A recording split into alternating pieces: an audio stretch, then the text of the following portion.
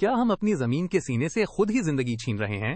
ایک وقت تھا جب پاکستان کے جنگلات سایہ، سکون اور زندگی کا نشان تھے، مگر اب کیا بڑھتی ہوئی آبادی، غیر قانونی کٹائی اور صنعتی زہر نے ہمارے سبز اثاثے نگل لیے ہیں، اور اگر یہی سلسلہ جاری رہا تو کیا ہمیں اپنا کھانا بھی باہر سے منگوانا پڑے گا؟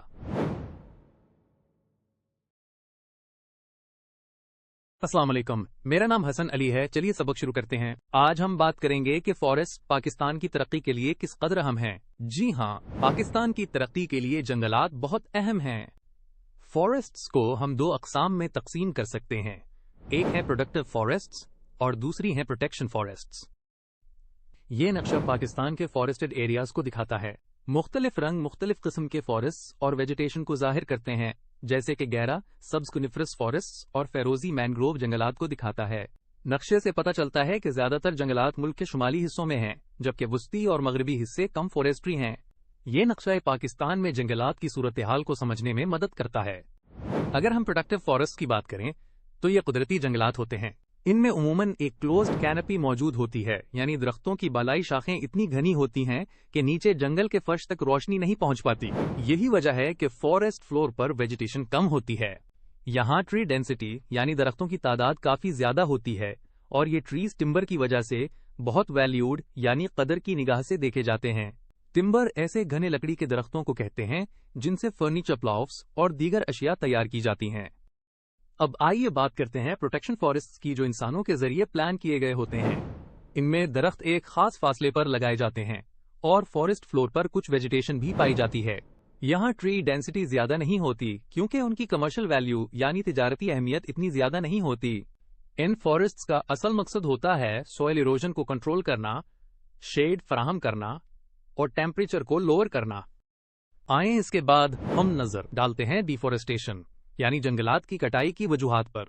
گروئنگ پاپولیشن یعنی بڑھتی ہوئی آبادی کے باعث زیادہ لینڈ یعنی زمین درکار ہوتی ہے تاکہ ہاؤسنگ یعنی رہائش کے لیے جگہ بنائی جا سکے۔ اسی ضرورت کے تحت جنگلات کاٹے جاتے ہیں۔ ساتھ ہی ساتھ فارسٹ بیسڈ پروڈکٹس کی ڈیمانڈ بھی بڑھ چکی ہے، جن میں timber for furniture, ploughs, making beds and rackets, ephedra اور پیپر فرام پلپ شامل ہیں۔ ایفیڈرا ایک صحرائی پودا ہے جو طبی مقاصد یعنی میڈیکل پرپسز کے لیے استعمال ہوتا ہے۔ یہ تمام پروڈکٹس ڈیمانڈ کو پورا کرنے کے لیے درختوں کی کٹائی کا سبب بنتے ہیں۔ مزید یہ کہ ووڈ کا استعمال ایگریکلچرل امپلیمنٹس یعنی کھیتی باڑی کے اوزار بنانے میں بھی کیا جاتا ہے۔ ایک اور بڑی وجہ کراپس یعنی فصلوں کی افزائش کے لیے زمین کی ضرورت اور گریزنگ اینیملز یعنی چرنے والے جانور جیسے کہ کیٹل رانچ کے لیے جگہ مہیا کرنا ہے۔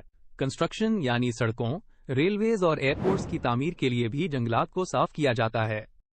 آخر میں ڈیمز کی وجہ سے واٹر سٹوریج کے لیے ریزروائرز بنائے جاتے ہیں، جس سے بعض علاقوں کو فلڈ کیا جاتا ہے۔ اس کا نتیجہ یہ نکلتا ہے کہ بیلا اور مینگروو فارسٹس جیسے ڈاؤن سٹریم علاقے فریش واٹر اور الوویم یعنی سیلاب آوردہ مٹی سے محروم ہو جاتے ہیں، جو ان کے ایگزسٹنس کے لیے نہایت ضروری ہوتے ہیں۔ یہ ویڈیو اس بات کی وضاحت کرتی ہے کہ اوپن کاسٹ مائننگ یعنی بلائی سطح کی مائننگ شروع کرنے سے پہلے زمین کی ویجیٹیشن مکمل طور پر ختم کر دی جاتی ہے۔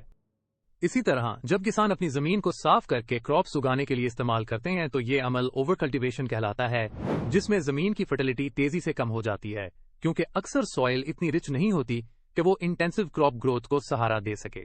نتیجتاً چند سالوں بعد کسان کو نئی فارسٹ کا حصہ صاف کرنا پڑتا ہے تاکہ دوبارہ کلٹیویشن کی جا سکے۔ بالکل اسی طرح اوور گریزنگ یعنی زیادہ چرائی کے باعث جب کیٹل اور گوٹس زمین پر زیادہ چرنے لگتے ہیں تو اس کی دوبارہ ویجیٹیشن حاصل کرنے کی صلاحیت بھی کم ہو جاتی ہے۔ ناردرن ایریاز میں جہاں گیس سپلائیز میسر نہیں ہوتی، کوکنگ اور ہیٹنگ کے لیے ووڈ کا استعمال عام ہے، جو کہ وائلڈ فائرز کی صورت میں فارسٹس کو شدید نقصان پہنچا سکتا ہے۔ اس کے علاوہ کروسیو ایسڈ رینز یعنی ہارمفل تیزابی بارشیں جو کہ پلیوٹنگ انڈسٹریز کی وجہ سے پیدا ہوتی ہیں، فارسٹس کو مزید تباہ کرتی ہیں۔ مور اوور کرپشن بعض فارسٹ آفیشلز کے درمیان بھی پائی جاتی ہے جو اللیگل کٹنگ کی اجازت دے دیتے ہیں۔ انڈس ڈیلٹا میں انڈسٹریل ویسٹ اور ایفلوئنٹ ڈسچارج کی وجہ سے مینگرووز کی گروتھ متاثر ہو کر رک جاتی ہے۔ ایفلوئنٹ ڈسچارج سے مراد وہ آلودہ پانی ہے جو صنعتی یا گھریلو سرگرمیوں سے نکل کر قدرتی پانی کے ذخائر میں ڈالا جاتا ہے، جبکہ بلوچستان جیسے ڈرائی کلائمیٹ والے علاقوں میں فارسٹ کور پہلے ہی بہت کم ہوتا ہے۔ اس وجہ سے سوئل آسانی سے اسٹرانگ ونڈز کے ذریعے ایروڈ یعنی فرسودہ ہو جاتی ہے اور ڈرائی فرٹائل سوئل وقت کے ساتھ کمزور ہو جاتی ہے۔ جب فارسٹس کاٹ دیے جاتی ہیں تو رین واٹر کی انفلٹریشن بھی کم ہو جاتی ہے، کیونکہ زیادہ پانی روٹس کے ذریعے ابزارب نہیں ہو پاتا، جس سے ٹرانسپیریشن کی شرح گھٹتی ہے اور ہیومس فارمیشن پر منفی اثر پڑتا ہے۔ ہیومس وہ سبسٹنس ہے جو ڈیڈ لیوز کی ڈیکمپوزیشن سے بنتا ہے اور پلانٹ گروتھ کے لیے نہایت ضروری ہوتا ہے۔ ان تمام عوامل کا مجموعی نتیجہ یہ ہوتا ہے کہ مستقبل میں پلانٹ گروتھ مزید انفیوریبل ہو جاتی ہے۔ ڈیفارسٹیشن کے اثرات میں سوئل یوزیج پر سب سے بڑا اثر ٹری روٹس کے ختم ہونے سے ہوتا ہے، جس کی وجہ سے میسو سوئل ایروژن اور لینڈ سلائڈز جنم لیتے ہیں، خاص طور پر ہیوی رین فال کے دوران۔ اس ایروژن کے نتیجے میں top few inches of soil جو سب سے فرٹل ہوتی ہیں ضائع ہو جاتی ہیں اور نیوٹرینٹ ڈیفیشنٹ سوئل یعنی غذائیت کی کمی والی مٹی باقی بچتی ہے، جس پر پلانٹ لائف کا سروائیول مشکل ہو جاتا ہے۔ یہ لینڈ سلائڈز نہ صرف روڈز، ریلویز اور کمیونیکیشن نیٹ ورکس کو ڈسرپٹ کرتے ہیں، بلکہ ناردرن ایریاز آف پاکستان میں پاور لائنز بھی ان کی زد میں آ کر ڈیمیج ہو سکتی ہیں۔ ریزروائرز آف ڈیمز اور براجز میں ایروڈڈ سوائل جمع ہونے سے نہ صرف ہائیڈرو الیکٹرک پاور پروڈکشن متاثر ہوتی ہے، بلکہ اسٹوریج کیپیسٹی بھی کم ہو جاتی ہے، جس کے نتیجے میں افورڈیبل الیکٹریسٹی کی فراہمی متاثر ہوتی ہے۔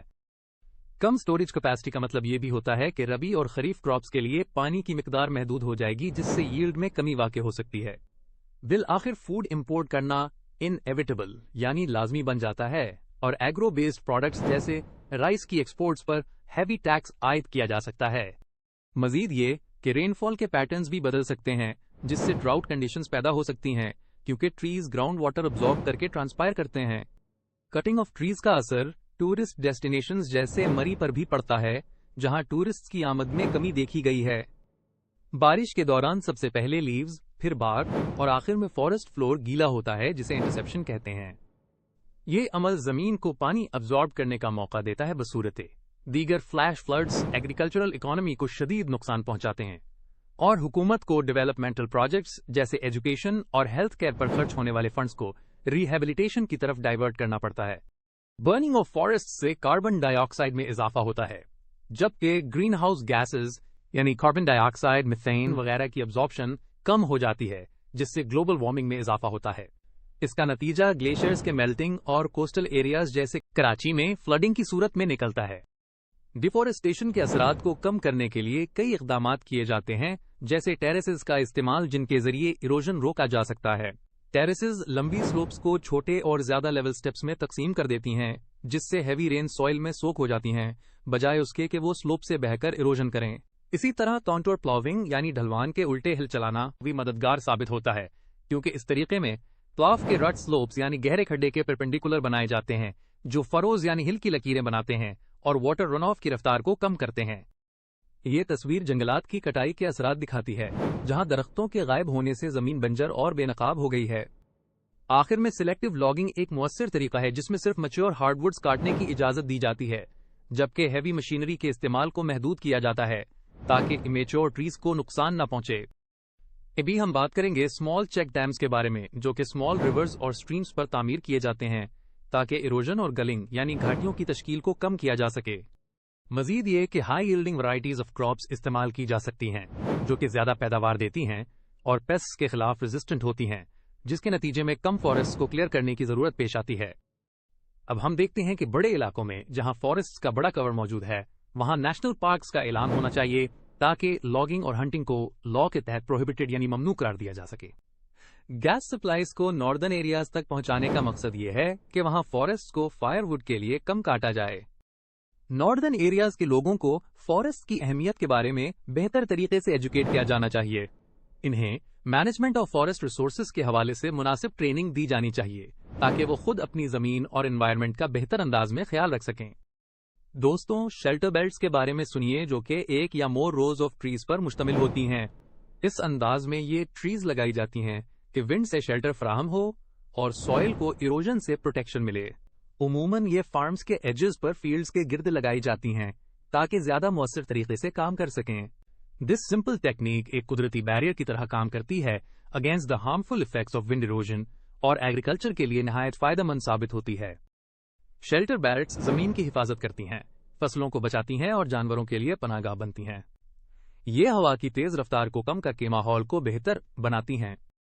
آخر میں ہم افارسٹیشن اور ری افارسٹیشن اسکیمز پر بات کریں گے، جن کے ذریعے نئے درخت لگائے جاتے ہیں اور پرانے جنگلات کو دوبارہ آباد کیا جاتا ہے۔ इसी सिलसिले में स्ट्रिप फार्मिंग भी एक ऐसी प्रैक्टिस है जिसमें ऑल्टरनेट स्ट्रिप्स पर कॉटन, व्हीट और कॉर्न क्रॉप्स उगाई जाती हैं। ये तरीका एक फॉर्मिडेबल बैरियर फॉर्मेशन यानी एक जबरदस्त रुकावट देता है जो विंड इरोजन को रोकने में मददगार साबित होता है। इस मौजू में हमने जिन टॉपिक्स पर बात की उनका खुलासा देखते हैं। आज हमने बात की कि फॉरेस्ट्स पाकिस्तान की तरक्की में कितना अहम किरदार अदा करते हैं।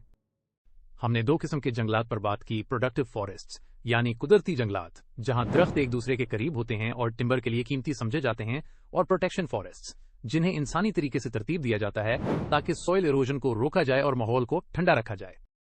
हमने ये भी सीखा कि जंगलात की कटाई की बुनियादी वजूहात आबादी में इजाफा, जंगलाती मसनूआत की मांग, एग्रीकल्चरल जरूरियात और तामीराती मंसूबे हैं। मजीद ये कि ओवर कल्टिवेशन और ओवर ग्रेजिंग की वजह से जमीन की फर्टिलिटी भी कम हो जाती है और वाइल्ड फायर्स, एसिड रेन्स और करप्शन से फॉरेस्ट को नुकसान पहुंचता है। हमने कुछ मॉडर्न इकदामात जैसे small check dams, national parks, gas supplies to northern areas and shelter belts के जरिए फॉरेस्ट्स को बचाने की हिकमत अमली भी सीखी। फाइनली, अफॉरेस्टेशन और री अफॉरेस्टेशन स्कीम्स के जरिए नए दरख्त लगाने और पुराने जंगलात को जिंदा करने की अहमियत पर भी जोर दिया गया। क्वेश्चन 1 वीडियो में डिस्कस दो अकसाम के जंगलात कौन से हैं? Option A productive, protection, option B urban, rural, option C natural, artificial, option D small, big. Answer 1 option A productive और प्रोटेक्शन फॉरेस्ट्स। क्वेश्चन 2 जंगलात की कटाई की बुनियादी वजह क्या है? Option A population growth, option B tourism, option sea mining, option D rainfall. Answer 2 option A population growth. Question 3 कौन सा अमल विंड इरोजन को रोकने में मदद देता है? Option A shelter belts, option B urban parks, option C highways, option D mining. Answer 3 option A shelter belts।